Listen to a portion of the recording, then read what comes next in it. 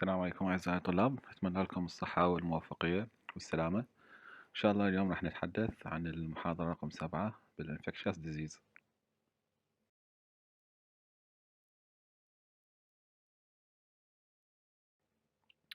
Diphtheria is an infectious disease caused by gram-positive bacillus Corynebacterium diphtheriae. Infection may lead to respiratory disease, cutaneous disease, or an asymptomatic carrier state. The primary modes of spread consist of close contact with infectious material from respiratory secretions, either direct or via airborne droplets, or from skin infection or lesions, with peak incidence in the colder months. Humans are the only reservoir for C. diphtheria, Corynebacterium diphtheriae. Therefore, asymptomatic carriers are important in diphtheria transmission. Immunity does not prevent carriage state. Up to 5% of healthy individuals may have positive pharyngeal cultures. Immunization has minimized the transmission of toxigenic strains, and diphtheria is rare in resource-rich settings, although sporadic cases continue to occur. Respiratory diphtheria is typically caused by toxin-producing strains of Corynebacterium diphtheriae. Rarely it's caused by toxigenic strains of other Corynebacterium species like Corynebacterium ulcerans, Hemolyticum, pseudotuberculosis. Symptoms typically begin 2 to 5 days after infection. The most common presenting findings are sore throat, malaise, cervical lymphadenopathy, and low-grade fever. In at least one-third of cases, local elaboration of toxin induces the formation of a coalescing pseudomembrane composed of necrotic fibrin, leukocytes, erythrocyte, epithelial cells, and organisms. This membrane can extend to any portion of the respiratory tract, from the nasal passages to the tracheobronchial tree. Up to two-thirds of cases have tonsillopharyngeal involvement of the laryngeal, nasal, and tracheobronchial areas is less common. The diphtheritic membrane is classically gray in color and adheres tightly to the underlying tissue, such that dislodgement results in bleeding. Systemic toxicity increases as the pseudomembrane spreads from the tonsillopharyngeal area. Absorption and dissemination of diphtheria toxin can lead to toxin damage of the heart and nervous system, clinically evident cardiac dysfunction in 10 to 25% of patients, and neurologic toxicity in 5% of patients. Cutaneous diphtheria is characterized by chronic non-healing sores or shallow ulcers with a dirty gray membrane. Cutaneous diphtheria can also present in the form of colonization and infection of pre-existing dermatoses.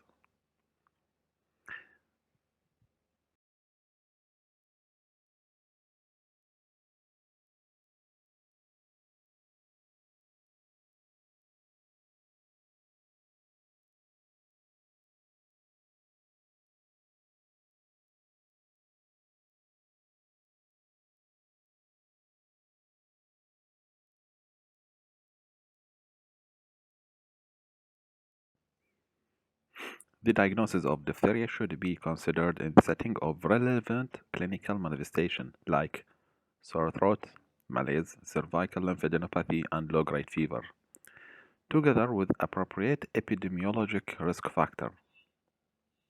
Definitive diagnosis of diphtheria requires culture from respiratory tract secretion or cutaneous lesion and positive toxin assay.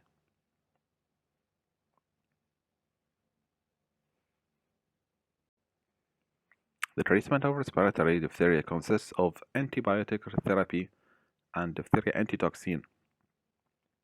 Antitoxin can induce serum sickness. Precautions and dosing are out should be discussed with the patient and should be viewed previously. We recommend erythromycin or penicillin for treatment of the diphtheria. Careful airway management is important due to risk of airway obstruction. Patients should be placed on respiratory droplet isolation for respiratory tract disease and contact precautions for cutaneous disease.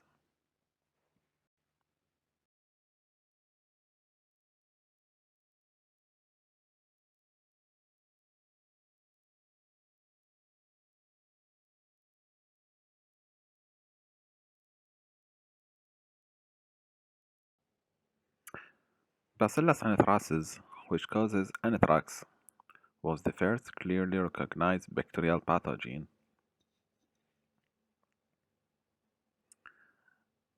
and it's a sporulating gram-positive rod, and bacillus virulent Bacillus anthracis requires a poly-D-glutamic acid capsule and the three proteins, which are edema factor, lethal factor, protective antigen, that associate into two protein exotoxins. Bacillus anthracis has the potential to invade the body by four routes: ingestion, transcutaneous, inhalation, and direct parenteral injection. Whatever the portal of entry, infection can lead to disseminated disease. If not treated early, inhalation anthrax does so in all cases. Gastrointestinal anthrax follows ingestion of contaminated and undercooked meats. Following ingestion, anthrax bacilli are transported to mesenteric lymph nodes. Subsequently, hemorrhagic mesenteric adenitis, ascites, and septicemia may occur. When introduced subcutaneously, spores of virulent Bacillus anthracis become vegetative organisms and begin to multiply. Subsequent production of antiphagocytic capsule facilitates local spread, and exotoxin production produces marked edema and tissue necrosis. Any scar with extensive surrounding edema is the hallmark of cutaneous anthrax.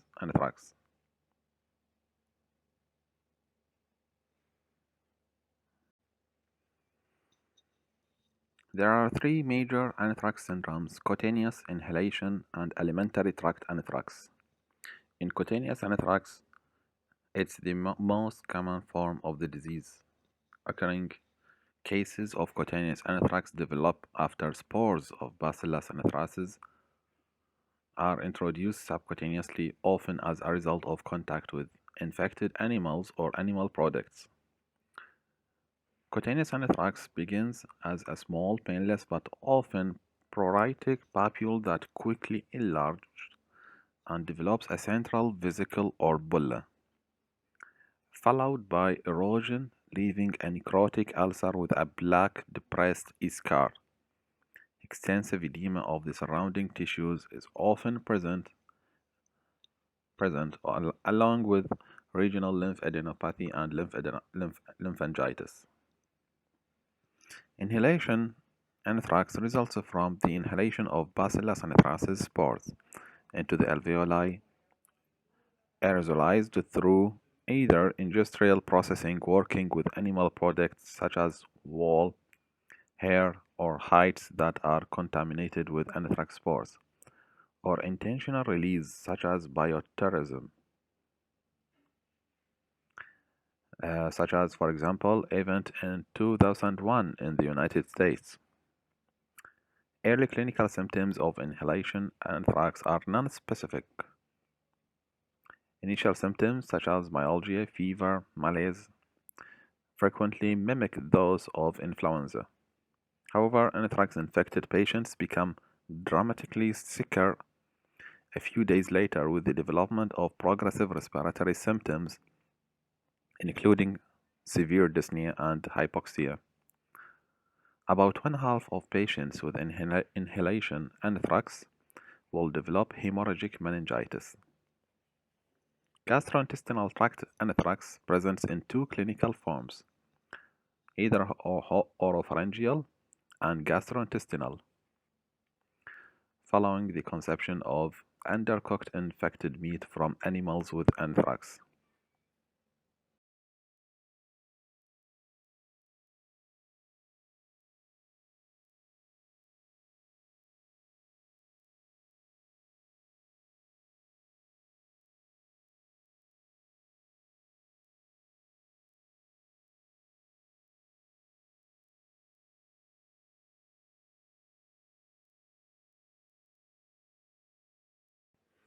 Treatment of patients suspected of having systemic anthrax should be started urgently and should include intravenous antimicrobial combination therapy and antitoxin, drainage of pleural effusions, supportive care, and consideration of adjunctive glucocorticoid if needed.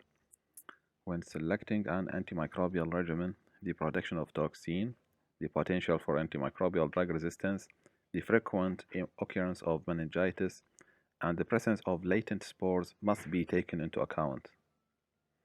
For patients with systemic anthrax, in whom meningitis is suspected or cannot be ruled out, we suggest ciprofloxacin plus meropenem plus linezolid. We also recommend that an antitoxin be administered to such patients.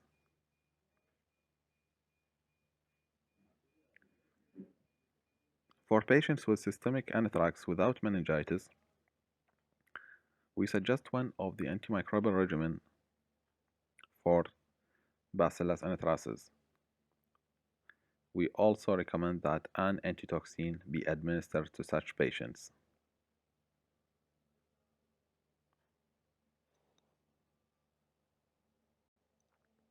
Glucocorticoids should be considered as adjunctive therapy for patients with systemic anthrax, meningitis, or cutaneous anthrax with extensive edema involving head and neck.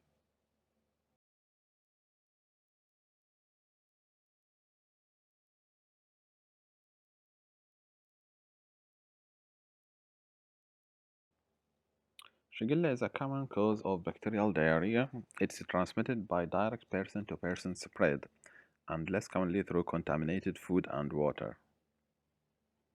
The incubation period ranges from 1 to 7 days, typically present with high fever, abdominal cramps, bloody mucoid diarrhea. Tenesmus is common, and gastroenteritis generally is self-limited, lasting no more than 7 days in an untreated immune-competent host.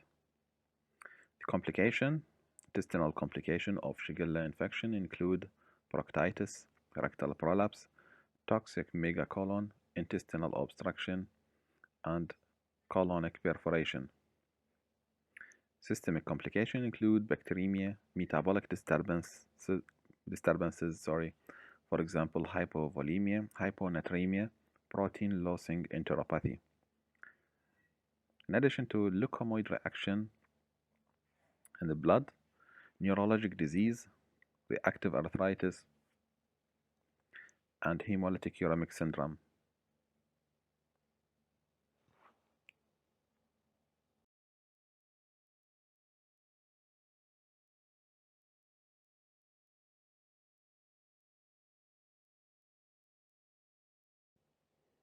Antibiotic selection should be guided if possible by results of antimicrobial susceptibility testing.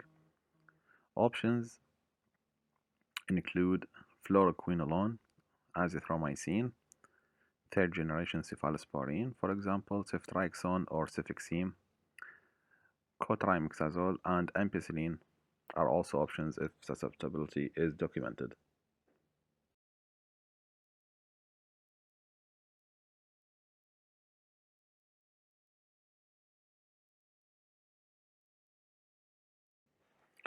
Cholera is an acute respiratory diarrhea illness caused by toxin-producing strains of gram-negative bacterium Vibrio cholerae.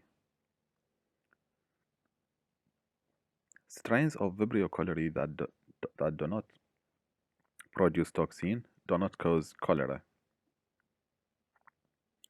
Vibrio cholerae is classified serologically based on differences in the structure of the O antigen of lipopolysaccharide.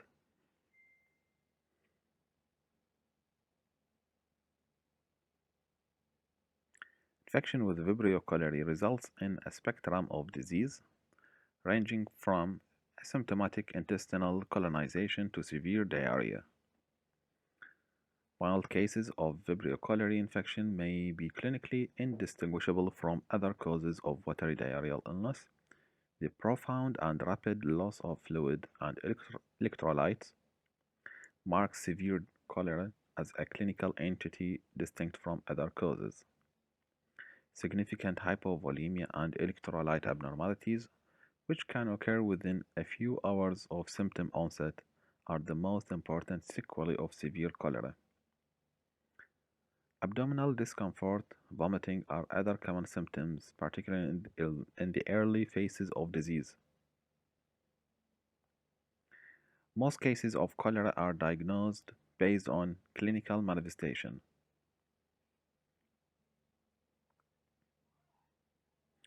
Rapid tests such as stool dipsticks or dark field microscopy can support the diagnosis in settings where stool culture is not readily available. Aggressive volume repletion is the mainstay of treatment of cholera. Replacement of fluid can be given orally except in the cases of severe volume depletion or shock, in which rapid fluid repletion is warranted and intravenous fluids should thus be given.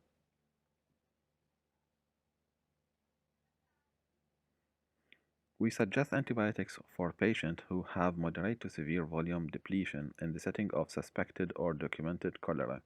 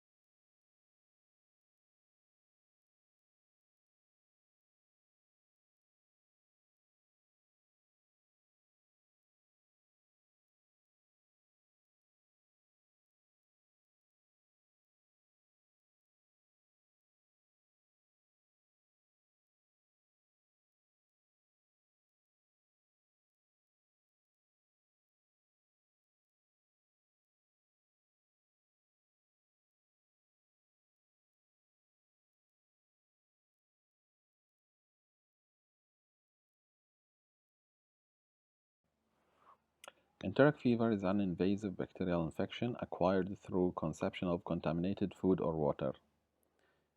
The organisms classically responsible for the enteric fever syndrome are Salmonella enterica, serotype typhi, and paratyphi A, B, and C.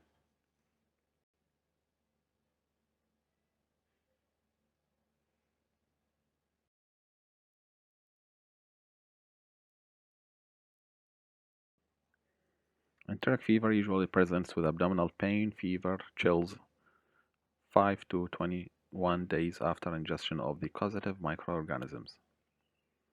Classical manifestations include relative bradycardia, pulse temperature dissociation, and rose spots, which is salmon-colored macules on the trunk and abdomen.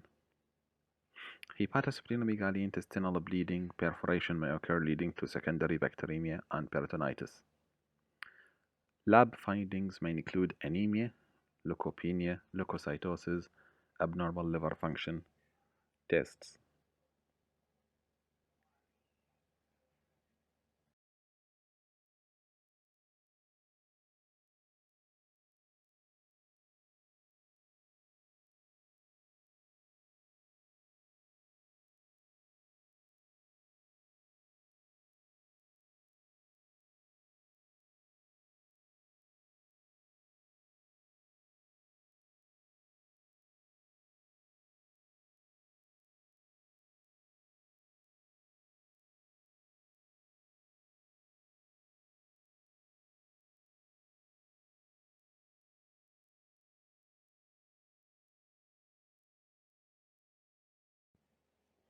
Treatment of enteric fever include azithromycin and third-generation cephalosporins like ceftriaxone, cefotaxime, and an alternative fluoroquinolone for patients with severe typhoid fever, for example, ciprofloxacin. For patients with suspected or non-enteric fever and severe systemic illness, we suggest adjunctive dexamethasone for 48 hours.